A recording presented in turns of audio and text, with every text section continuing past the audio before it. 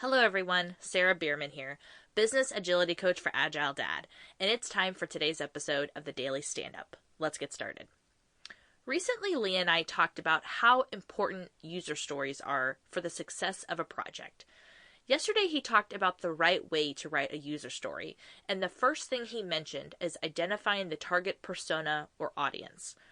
I'm going to harp on that point a bit more because I feel like many organizations either skip this step or do it poorly. For example, I often see user stories that simply say, as a user, which doesn't tell anyone details about that user that could be beneficial in solving their need or problem. I also see user stories with, as a product owner, which is also likely not helpful unless the function or feature is actually being used by that product owner in the application. The actor should not be the person requesting the requirement.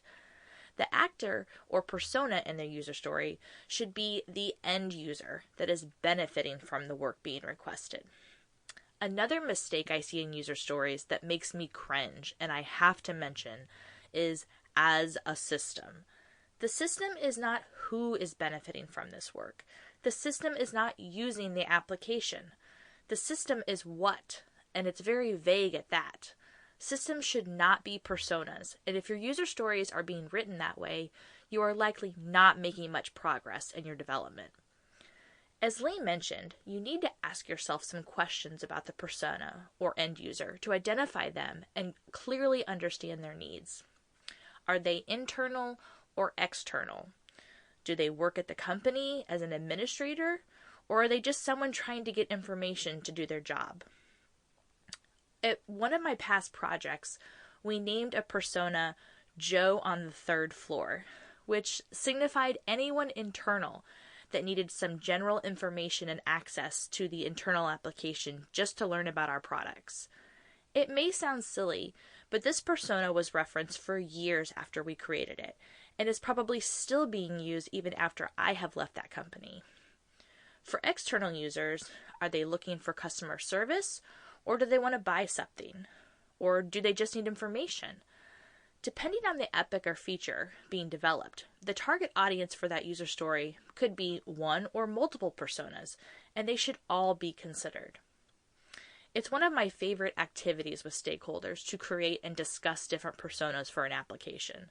Some people can get very creative and have fun with this, giving them names, drawing pictures, and even having an elaborate backstory for the end user that gives context and meaning to their needs. Here are some of the questions that I typically ask. What are their main goals or challenges? Are they trying to do something specific, or are they trying to find something? What do they value? Maybe it's their time, or maybe it's the experience. What other applications are they using that could benefit from integrations or single sign-on, perhaps? What manual work are they doing that could be automated in the application? While this may seem like an exhaustive and tedious activity, if you create a persona map for your application once, you can review it a couple times a year and have it as a reference for both business and development teams for all your user stories. Some applications such as e-commerce and customer service may already have standard persona templates that you can find online as a starting point, and then you can customize for your own company needs. Again, the question that you should always be asking yourself, who is it all for? Happy Wednesday. I hope you can use this episode to help you improve your user stories and encourage your team to create a persona map or matrix. Remember to stay focused, keep it simple, and you will be successful.